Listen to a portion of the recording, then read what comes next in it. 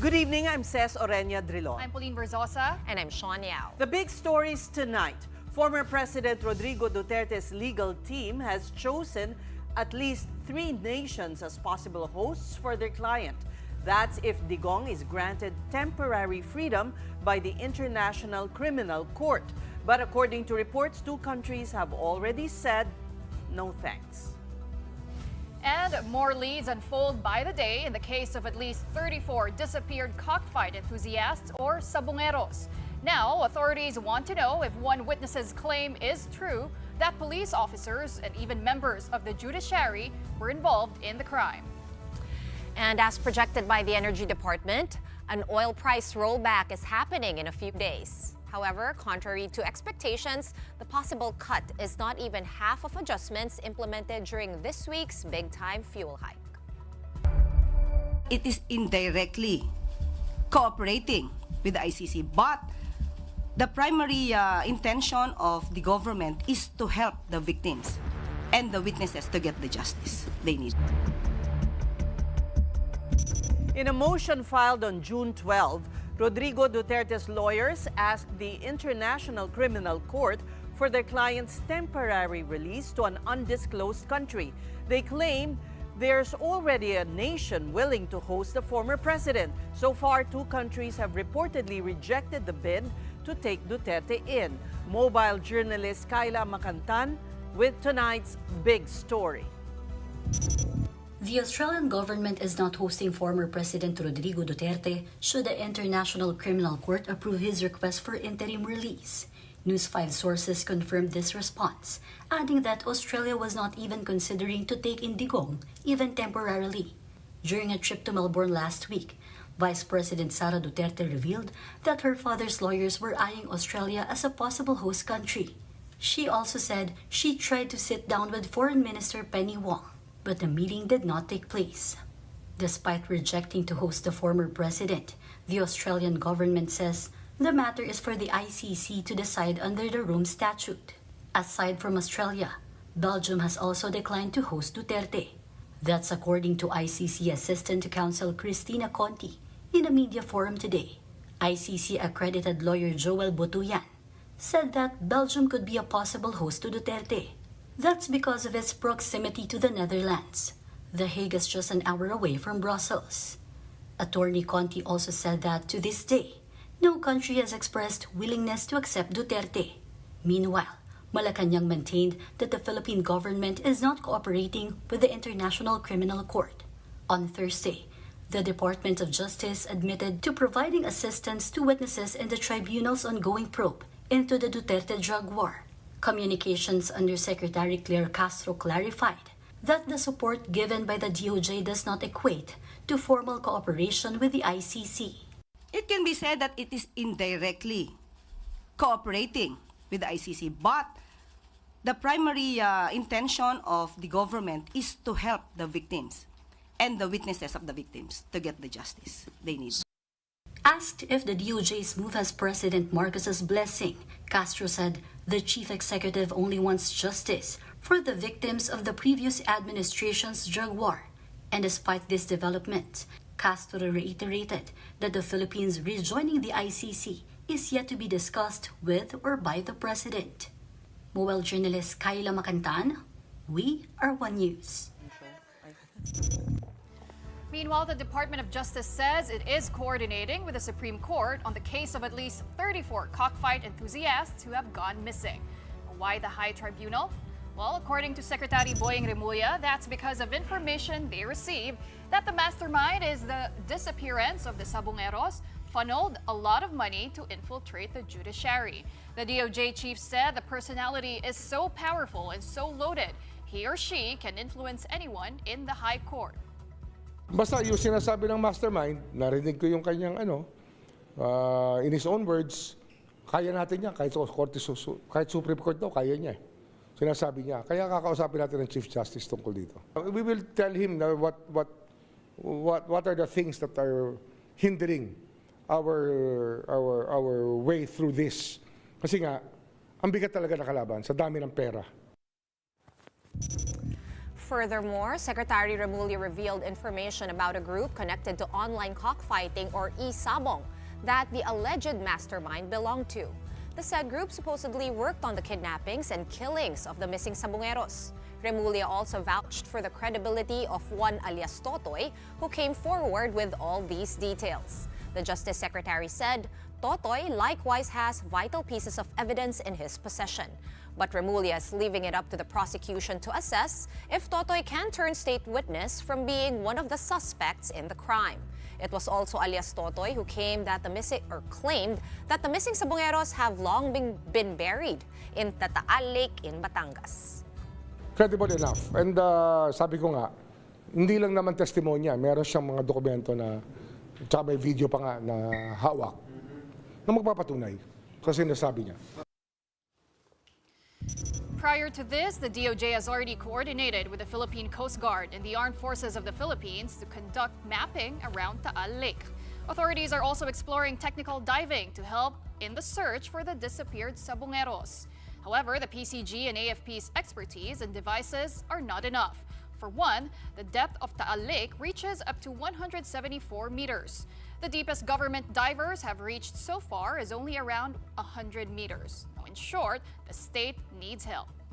Meron tayong nakukuha na within the government service sa DNR tsaka sa fragment, Navy fragment na willing to undertake the technical diving exercise. We are also contacting the Japanese government for assistance here. Pero meron naman tayong mga remote vehicle sa DNR na pwede rin gamitin. But the technical expertise and experience, yung kulang tayo. Well, for its part, the National Police Commission is also launching an independent probe following reports that police officers were also involved in the case. Let's discuss this with Attorney Rafael Calinisan, Vice Chair and Executive Officer of Napolcom. Good evening, sir, and welcome to The Big Story. Yes, good evening, Cez, Sean, and Pauline. First of all, alias Totoy has not yet come forward to the Napolcom, has he? He has not, and I have not read his affidavit. I don't have a copy of his affidavit as of yet. And I would really love to get to speak to alias Totoy and have a copy of his affidavit. So what have you done to begin this probe of yours? So it's all over the news. I heard through multiple reports that allegedly there are policemen that are involved in the case of the missing sabungeros. So it is incumbent upon the National Police Commission. It is the body authorized by law, actually under the Constitution, which has administration and control over the Philippine National Police. So I ordered the motu proprio investigation of the missing sabungeros. I gave an instruction to our Inspection, Monitoring, Investigation Service to investigate this case and right away give me information and if need be, file the appropriate cases against the appropriate policemen. Would you know to what unit alias Totoy belongs to so that this is where, I guess, you can begin your probe? There are already reports. I have received information as to the quote-unquote identities of certain policemen. But of course, I need to be circumspect because these are from creative sources. The best source of information is the complaint affidavit of alias Totoy. So until and unless I receive it, I cannot give you any confirmation. So my remedy is to conduct my own investigation since under the Constitution, it's the Napolcom that has control and supervision over the PNP. If I may, says Sean and Pauline, what is being focused on right now is the investigation on the criminal cases.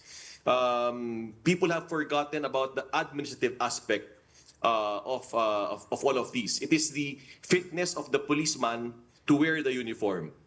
And that is where the National Police Commission is focusing on. The Napolcom must determine if our policemen involved in this case, allegedly, should still be wearing that uniform. Let us remember that that policeman is wearing a uniform, has a badge, and has a gun. So at the soonest possible time, we should determine his fitness. If he is innocent, then so be it. But if he is guilty, then disciplinary action must be made, and dismissal proceedings must be initiated right away. Okay, so just to clarify, Attorney Kalinisan, wala pa sa office ng Napolcom any sort of paperwork, evidence, or affidavits related to the missing sabungero. So ngayon pa lang magbumoto proprio investigation kayo, correct? Yes, that is correct. Wala pa po ni isang pahina ng complaint affidavit of alias Totoy. So again, ang trabaho natin is to investigate, to get to the bottom of it. So that we will do. We will not shirk from that responsibility. We will do what is needed. And kahit sino pa yan, tuloy-tuloy lang po tayo, wala po tayong uurungan. So yung sinasabi ninyong may idea kayo about some of the possibly involved police officers, you're getting this from different sources lang so far since pumutok itong storya? Yes, that is true. But of course, again, I need to be responsible before I say any names, before I say any institutions. I need to first validate the information that has reached my office. Well, Attorney Kalinisan, nauna na pong sinabi ni Justice Secretary na mabigat ang kalaban dito, hindi basta-basta. The mastermind possibly even holds influence over the judiciary. With that said, can we expect a fair and sound investigation from Napolcom? Dito po, hindi po kami na-impluensyahan. Dito po, wala po kami kinakatakutan. Ang atin po, lumabas lang katotohanan. So kahit sino pang backer niyan, wala kaming pakialam. We will just do our jobs, and we will do our jobs well. We will make those policemen, whoever they are, if they are guilty, accountable under the law. If needed, we will dismiss them. And go ahead, Pong. And Attorney, in this motu proprio investigation that you will be conducting, what timeline are you setting for yourself? Is it also 60 days? As soon as possible. Kung kinakailangan earlier than 60 days, so be it. Pero like I've mentioned, and naglabas na kami ng memoranda on this matter. Ang plano namin is from the date of the complaint until the release of the decision is 60 days. Syempre, may plus or minus yan, and it is very complex, this case that we have. No? But we will proceed as wala kaming hindi natin sasantuhin. We will check on this case, and we will proceed as needed. Are you coordinating with the DOJ on this matter? Or yes, we have. We have sent feelers to the DOJ, but of course, I really need to speak with the DOJ Secretary himself. I have yet to do that quite candidly. But I have already spoken with the PNP chief. I have spoken with the CIDG chief. And yes, we are doing our groundwork right now as we speak. PNP Chief Nicolas Torre, when he was the CIDG chief, was the one in charge of this case. And now that you've talked to him, do you have his assurance? No? Kasi you already have an idea who the cops are. Would he know also? And is he willing to, like, I don't know, facilitate your investigation on them, Attorney? Let's just say that any and all pieces of evidence from all law enforcement agencies, we will accept. Lahat po ng pwedeng makatulong na ebidensya, game po. But of course, we will do our own. Naantay ho namin yung affidavit at yung complaint ni alias Totoy. Sana nga ako nanonood ho siya ngayon kasi sobrang importante po siya sa resolusyon ng kasong ito. Sana po pagbigyan ho tayo ni alias Totoy na mag-file po siya ng complaint dito sa National Police Commission. I know his filing of the complaint is independent of our motu proprio investigation. Pero may talking head na tayo eh. Meron na tayong warm body informing us what the goings on are. So might as well, we really need him. Susi po siya dito. Would you be able to assure his protection under the Napolcom? Because kung takot po siya, posible sa PNP, posible ba? Do you guys have that mandate, that power, and that capacity to protect him? I believe that he's talking with the DOJ right now. I believe that would be some witness protection concerns also. Of course, what we have under our disposal is also the Philippine National Police. But of course, if there is a request or kung kinakailangan na i-augment natin yung seguridad ni alias Totoy, that we will do. Okay. And attorney, well, you have built a reputation as a staunch advocate for accountability. In fact, when you joined Napolcom, you said it was your aim to be the nemesis of abusive cops. I wanted to get your reaction when you heard about this alleged involvement of police officers in this horrific crime. Totoo po, ako po'y nagalit. Sobra pong hindi po natutuwa kasi we've been for the past months that I was here, I'm here. Ang inaatupag ko po dito ay moral and welfare of our police force. Araw-araw po na ginawa ng Diyos, ang inaatupag po natin ay scholarships para sa kanila, medical nila, promotions nila. And yet, here we are. We receive reports na they are involved in cases of the missing sabungeros. So nakakasama ng loob. Parang I feel betrayed. Kasi pamilya ko galing sa PNP, tatay ko galing sa police force. And yet here we are, certain police elements are allegedly involved. Nakakayurak ng imahe ng PNP. So the only way to do it is to cleanse the ranks of the PNP. At kung ako ang kinakailangan para linisin ng PNP, gagawin natin yan. On another matter, attorney, the Tokhang, the involvement of police in Tokhang, while Justice Secretary Remulla said it has ceded the investigation to the ICC. No investigation has been done, am I correct, by the Napolcom on these erring policemen? Let me answer you this way. Before I entered the National Police Commission, I admit that there has been no investigation conducted on this. But this I say to you, and lest I not reveal my cards, we are doing our homework. And kung ano kinakailangan gagawin ho natin. And like you have mentioned, yung ating pong service reputation is very clean. At let it be known that we are doing our work on accountability. Okay. If no case will prosper in the judiciary, perhaps in the Napolcom, where you said there are administrative remedies, then it's incumbent upon your agency to do it. Yes, we will not shirk from that responsibility.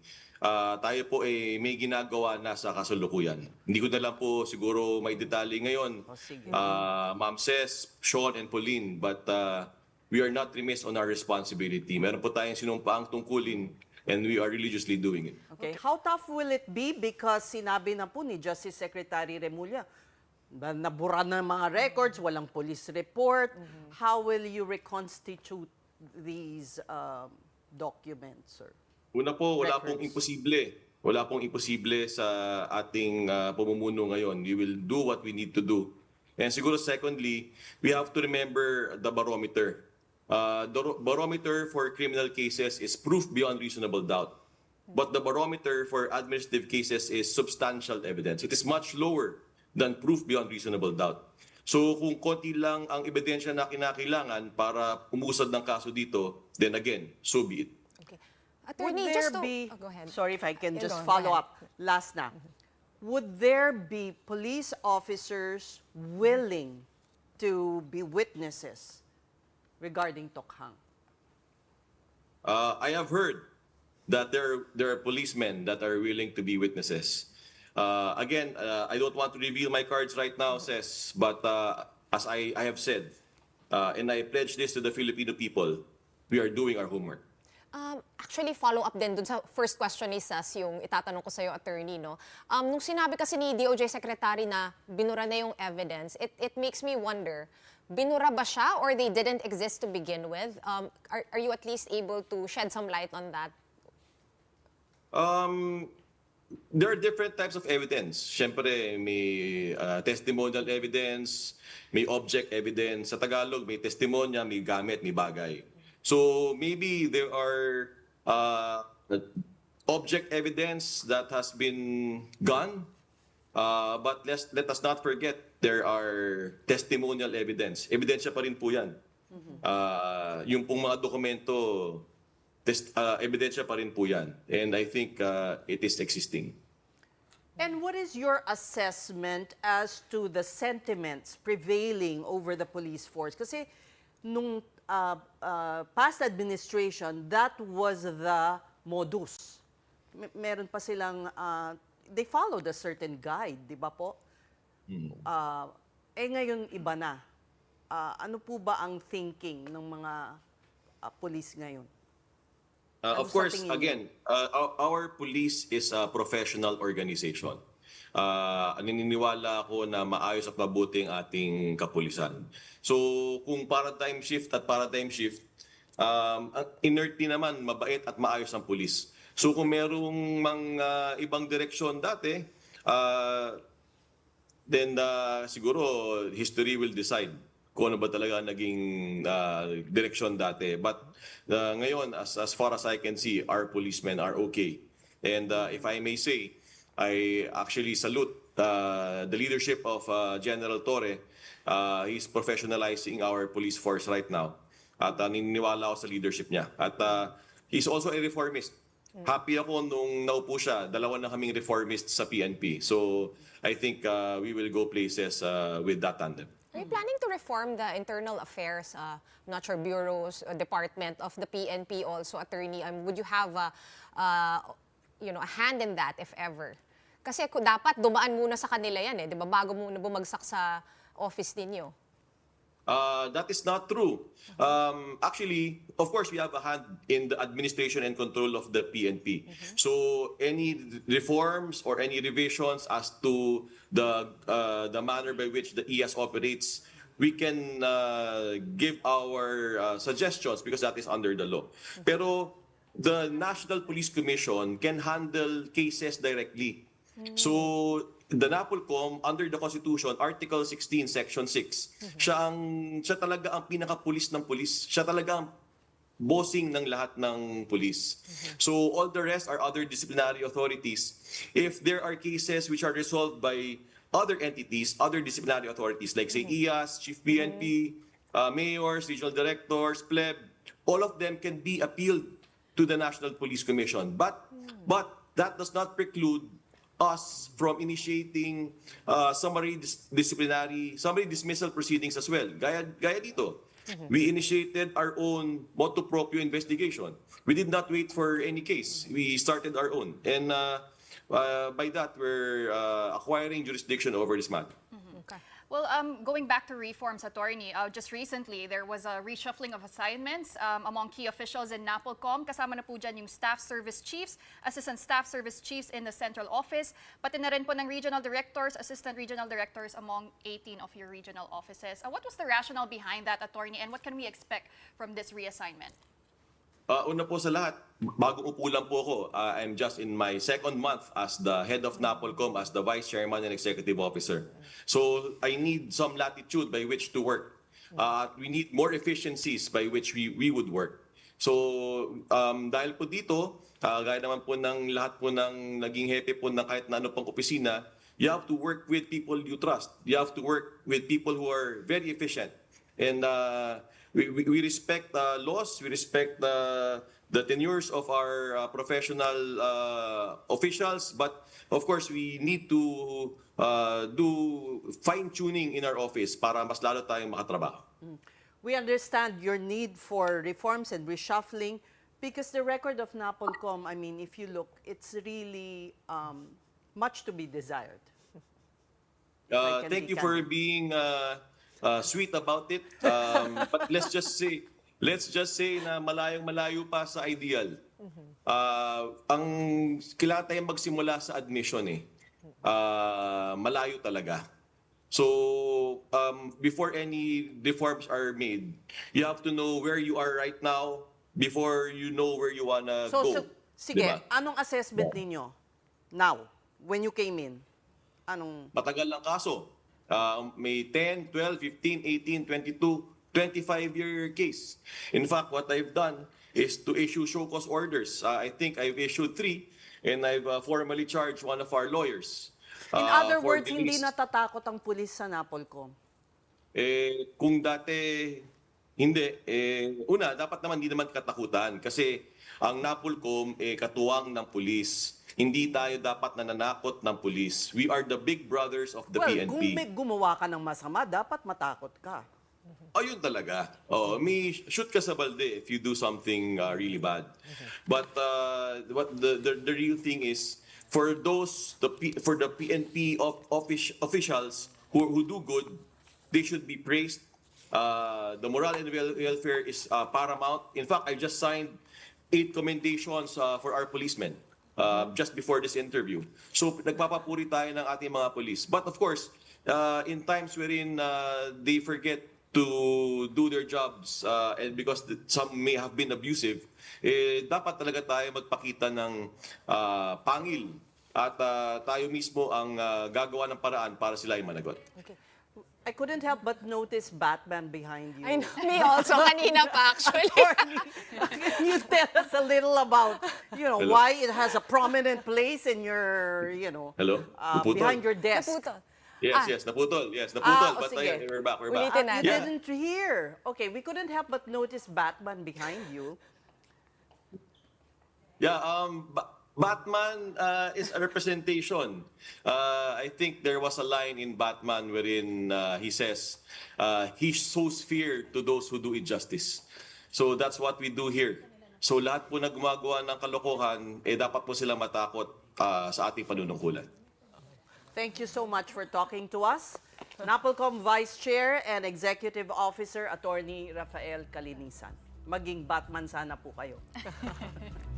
Oh, favorite superhero ka yan. But for now, we're gonna take a quick break. Coming up next, a challenge to Metro Manila's road safety as studies reveal that road crashes, several of which turned fatal, was on the rise the past years. Many of these accidents happened on EDSA, C5, and Commonwealth. We have more details when the big story returns. Stay tuned.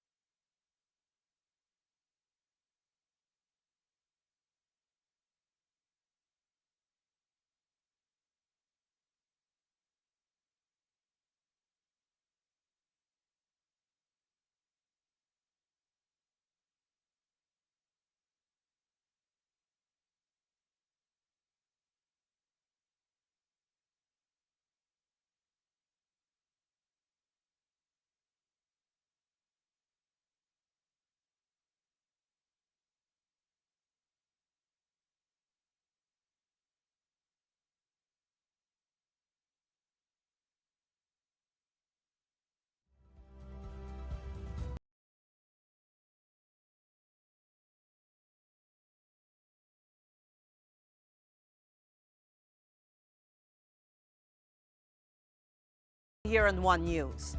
After this week's big-time fuel price hike, prices are expected to go down next week. Projections show the rollback will not be enough to cancel out this week's increase, which went as much as 5 pesos per liter. The estimated price adjustment for gasoline is from 1 peso to 1 peso and 40 centavos, diesel from 1 peso and 60 centavos to 2 pesos and 10 centavos per liter. For kerosene, it's about 2 pesos. Despite the projected rollback, the government says it continues to monitor world oil prices. It assures readiness to provide fuel subsidies to public utility vehicle drivers, farmers, and fisherfolk if prices rise anew. Patuloy pong nagmo-monitor ang pamahalaan kung ano ba ang nangyayari sa issue sa Israel at Iran. Sa kasalukuyan po kasi ay kung di po tayo nagkakamali, umaabot lamang po sa 65 to 68 US dollars per barrel ang presyo ng crudo. World market, global market price. So, hindi po agad ito matitrigger. Pero tandaan po natin kung anong po ang maitutulong sa kakayanan at naaayon sa batas natin at sa rules, hindi naman po ito ipagkakait ng pamahalaan. Still on the transport front, officials are raising the alarm over a surge in deadly road crashes in Metro Manila. Many of these accidents happened at night. According to the MMDA, these tragedies could have been prevented. Mobile journalist Merimon Reyes has this report. The number of road crashes in Metro Manila dropped significantly during the 2020 pandemic, based on data from the Metropolitan Manila Development Authority or MMDA. But incidents gradually increased again starting in 2021 as mobility restrictions eased. By 2023, the number of road crashes in the National Capital Region surged to nearly 86,000 cases, with over 350 of them classified as fatal. Nakaka-alarma na. Hindi namamatay sa sakit. Talagang cause of concern na siya. Na itong mga bagay na to pwedeng i-prevent eh. According to the MMDA, most fatal crashes occur between 6 p.m. and 6 a.m. Possible main factors is dahil madilim, inaantok. Each loss are not just numbers on a report. They represent real people whose life is just as valuable as any other. Lives that we vow to protect. In 2024, EDSA recorded the most number of road crash incidents in Metro Manila with nearly 9,000 cases, followed by C5 and Commonwealth Avenue. This trend is really expected since this road also carry the largest volume in traffic in Metro Manila. This make them more prone to incident due to higher vehicle density and vehicle usage. The MMDA emphasized the need to upgrade traffic infrastructure such as stoplights, road markings, and signage, as well as repair potholes to prevent further collisions. The agency is also considering proposals to lower the speed limit in urban areas to 30 kilometers per hour, a move previously supported by the Department of Health. We will consult experts and then we have to consider din yung economic aspect eh. Diyan, pag nagbaba ka ng speed, yung turnaround time ng pampublikong transportasyon, like buses, jeepneys, TNVS, baka naman ma-restrict rin natin. So, we have to balance din po yung mga aspeto na yan. The Land Transportation Office or LTO, for its part, plans to tighten its licensing procedures. Mobile journalist Merimon Reyes, we are One News. In other news, the House Prosecution Panel urges the impeachment court to move forward with the trial of Vice President Sara Duterte. House panel spokesperson Odi Bukoy says Duterte's answer ad cautelam is riddled with falsehoods, misleading claims, and baseless procedural objections. Bukoy said they saw nothing in Duterte's reply to support her move to dismiss the impeachment case. The Vice President, Bukoy said, also failed to address the issues against her. Among them is the allegation that the Office of the Vice President tried to prevent the Commission on Audit from submitting to the lower chamber its report on the 125 million peso confidential fund. Duterte's response also failed to explain how this was spent. The prosecution team described the Vice President's legal tactics as a transparent attempt to delay or dismiss the proceedings rather than answer the charges. misconceptions, falsehoods, and general denial. What's a general denial? Hindi ho niya sinagot yung mga factual allegations eh. Sinabi lang niya, hindi totoo yan. Ngayon ho, sa batas, ang general denial is considered an admission. Di ba sabi niya, gusto niya ng trial. She wants a bloodbath. Bubble bath eh. Hindi bloodbath, bubble bath. Meantime, the administration's economic team has set the 2026 national budget at 6.793 trillion pesos. That's a jump of 7.4% from this year's budget. According to the Department of Budget and Management, education, healthcare, and workforce upskilling could be receiving the biggest allotments. The economic team is set to submit the proposed budget to Congress no later than 30 days after President Bongbong Marcos' State of the Nation address on July 28. This early, House Speaker Martin Romualdez is proposing live streaming the bicameral sessions so that all Filipinos will have direct access to the final stages of deliberations. Recall that last year's budget hearings have been marred by accusations of blank entries and insertions. Meanwhile, as the public awaits the contents of this or next year's national expenditure program, an alleged leaked document is said to have made its way to the Senate, suggesting pork barrel insertions in the budget. The palace, though, dismissed the issue. Wala pong nakakarating sa amin na ganyang balita. Ngayon ko, on my part, ngayon ko lang din po nadinig ang ganyang sinasabi yung papel na nagsisirculate. Yes. Wala pong nakakarating sa atin. At hindi po ito nagiging issue sa palasyo. So, sorry, we deny that. Over in Thailand, music was used to send a powerful message from a UN summit to the world. It was a call to action for millions of stateless children who still lack something as basic as a birth certificate. Our Jovi Francisco has this special report.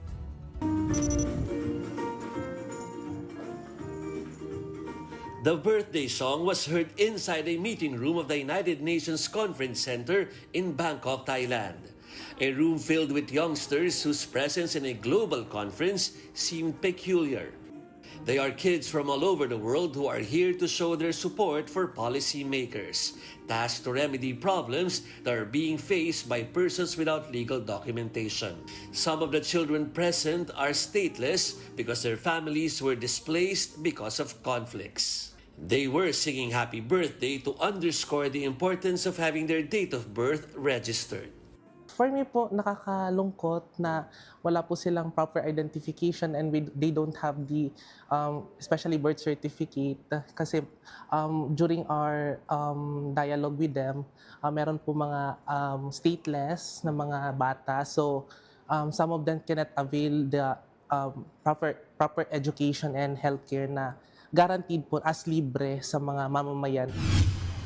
This is one issue being addressed by the delegates of the Third Ministerial Conference on Civil Registration and Vital Statistics in Asia and the Pacific. And in a landmark decision, governments commit to ensure that all births are registered and all deaths are recorded by 2030. Presently, 1 in 6 children under 5 are without birth registration, and 1 in 3 deaths were not legally certified. And a lot of countries need to catch up to comply with the 2030 commitments so that by that time, every person in the world will have legal identity and ensured of services they deserve. The new deadline gives governments 5 years to fill the gap. The Philippines served as one of the vice chairs of the conference. Yusek Claire Dennis Mapa led the Philippine delegation, and he was assigned to read the landmark declaration during this afternoon session. He shared with us what the country is doing to beat the deadline. Ang target kasi natin doon, 99.5% of individuals sa bansa, for example, sa atin sa Pilipinas, 99.5% of Filipinos dapat may birth registration. Medyo papunta na sana tayo doon kasi wala, nagkaroon tayo ng COVID. So medyo mayroon tayong slowdown sa mga targets. Reporting from the United Nations Conference Center here in Bangkok, Thailand, Jovi Francisco, we are One News. We're taking another breather, but when the big story returns, we speak to Drag Queen Viñas Deluxe about safe spaces, advocacies, and other causes close to the heart of the Filipino LGBTQIA+ community. We celebrate Pride next. Keep it here on One News.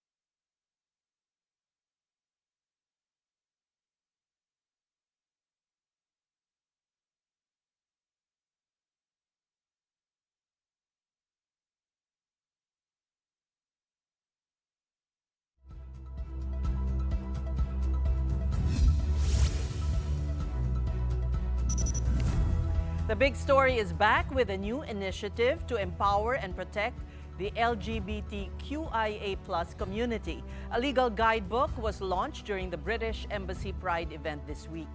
The guidebook is a comprehensive resource designed to equip organizations and members of the community with legal knowledge to assert their rights. It covers laws like Safe Spaces Act and anti-discrimination ordinances. Redam Musawa, one of the key voices behind the initiative, says the guidebook is not just a legal tool, it's a lifeline.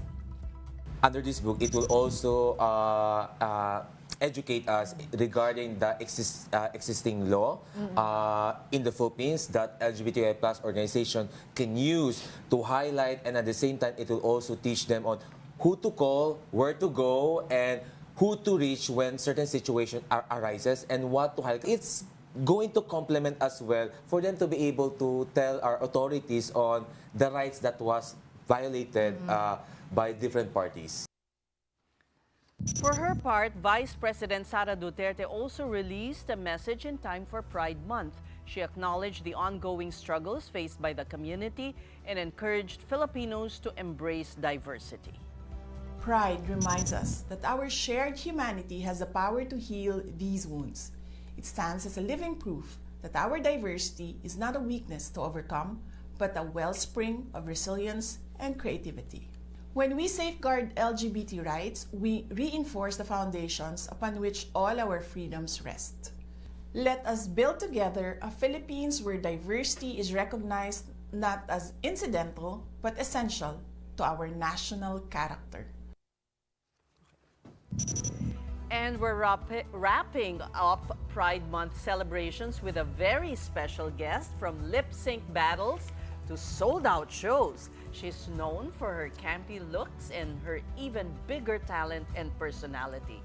We're so happy to have our guest tonight, a household name after joining Season 1 of Drag Race Philippines. Welcome to the big story, Drag Queen of the Year 2023 and Pambansang Bunganga. Talaga ba? Vinyas Deluxe. Welcome to the show, Thank Vinyas. you po. Thank you sa pag-guest sa akin dito. Sabi mo, sorry na lang at hindi ka masyado Hindi ako masyado nag-effort. nakapag-prepare today. Hindi. Simpleng look lang, di ba? Kasi yung Big Bang pala is tomorrow. Yes, tomorrow po sa UP. So what will QC you be Pride. doing? Tomorrow, I'll be performing with my co-queens tomorrow sa UP po. So, gumawa kami ng isang mahabang production number na magpapakita ng mga past queens to the new queens. So, dinner po yan ni Precious Paula Nicole, our first winner sa Drag Race Philippines. And this will be para sa mga gustong pumunta? Yes po. Saan sa UP exactly? Sa Sunken Garden. Wow, you're expecting a big crowd. Yes, opo. Actually, last year, super dami din ang umattend sa QC Pride. So, yearly talaga, ang dami po umattend. Parang, ang alam ko, 800, biggest po in Asia. Wow. Ang Pride March sa Philippines. So, when did you start discovering that you were not what you were born as? Simula bata po ako. Ramdam ko na I am different. Pero I don't know kung anong klaseng difference ba ito. Kasi Like how young? I think since elementary, parang alam ko na bakit yung mga iba kong kaklase na lalaki, ang crush nila girls? Bakit ako hindi? Parang ganon. Tapos high school, syempre, nag-aral po ako sa Christian school and then parang tinuturo din na masama. Parang it's Adam and Eve, not Adam and Steve. And so parang, noong mga panahon na yun, tuwing napapatingin ako sa, parang na-enjoy ko maging feminine, parang lagi ko na-realize na mali maging ako, mali itong mga ginagawa ko until nahanap ko yung tribe ko nung nag-college na ako, na yung mga ibang bading din sa FEU po ako nag-college. I'm a Tamar out. And ayun, sa Com Arts po ang aking course. Tapos ang lakas ng Com Arts sa FEU. Yes. So, sa theater, na-discover ko po yung performing, pero gusto ko pag nagpa-perform ako ay nakapangbabae ako. Kaya pinanganak po ang drag queen na si Vinyas Deluxe. Sumuna ko yung name mo. Oo nga. Yung Vinyas is my surname talaga. Vinyas po siya. Tapos, sa isang subject ko sa marketing, parang kailangan namin mag-upscale ng isang product. So, nilagyan ko ng deluxe yung product na yun. So, upscale ko din yung sarili ko. Gawin natin Vinyas Deluxe. I guess. So, that's just your screen name or have you tried to change na your birth certificate and all? Screen name po. Screen name ko lang po siya. Among your advocacies is HIV awareness, Yes, right? And ngayon, there's a crisis in the country dahil sa dami ng, it's rising actually, and really exponential. Are you worried about, the statistics? Worried po ako dahil ang daming, tumataas po ang cases. Pero apart from that is happy din ako dahil madami na po ang nagpapatest, ibig sabihin nito. So yung pagtaas po ng cases ay hindi lang dahil dumami yung cases, kumbaga, pero dahil madami na ding mas aware, mas marami na ding nag-iingat, mas lumawak na po yung mga ginagawang pagtetest ng ating government sa ating mga kababayan. Kaya ngayon mas nagkakaroon na ng education, ng awareness nga yung mga tao about HIV. So how do you advocate awareness? Anong ginagawa mo? Nagvo-volunteer po ako sa Love Yourself PH. Simula pa po before pandemic pa kasi this is, parang ang dami ko pong friends na mga, hindi po sila aware on how to do safe sex. And parang simula college, parang nagpapa-event po ako dati sa FEU. Ini-invite ko po yung mga non-government organizations para mag-talk sa mga estudyante about how to practice safe sex. The rise in cases is men to men Opo. Diba? It's really... And sa mga bata, di ba yung may younger, news tayo? getting younger. Super young. Opo. Ayun, at least nagkakaroon na din po sila ng access to parang kung saan pwede makapagpa-test these days. And yung rise in numbers po is 10 years po siya na difference, kaya naging 500% siya. Hindi naman po siya this past few months. You're just saying it's because of the lack of testing, that's why Yes, it was not tracked. Yes, pa. Well, Vinyas, I wanted to ask about your journey as a drag queen because you really became a household name after joining season 1 of Drag Race Philippines. Yes, pa. And what I really love about drag, because it's an art, right? It's Yes. a self-expression, and it takes a village, and that village is actually just you. I diba? can't stop staring at her Yeah, now. correct. Ganda ng makeup. Thank you, thank you. So when did you start drag, and what does that mean for you? What does drag mean for you?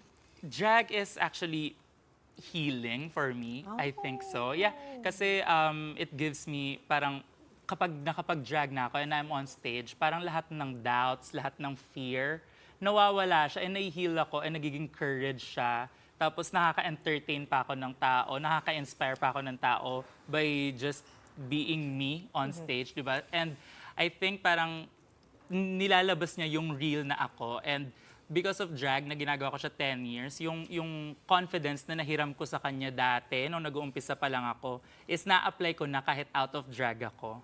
Okay. Ako may I'm so serious, happy about that. medyo serious question ako, Venus Deluxe. Gusto ko malaman sa iyong assessment, no? How far have we gone from as a country, as a culture, as a people, in terms of accepting, no, yung mga LGBTQIA? Do you think na nag-improve?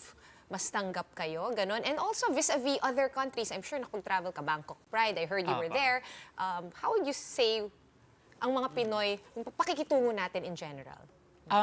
Malaki na po yung in-improve, syempre, especially yung nagkaroon ng Drag Race Philippines. No? Kaso tayo po ay tolerated pa lang din, hindi pa rin tayo talaga completely accepted ng community. Especially, wala pa rin tayong yung LGBT community ng mga rights na isinusulong, katulad po ng SOGI bill, na hindi lang naman sa LGBT, lahat naman ng tao ay may SOGI, which is, ibig sabihin yun yung sexual orientation mo, expression, and identity na kayo din po meron, like kayo ay straight or kung sino man dyan.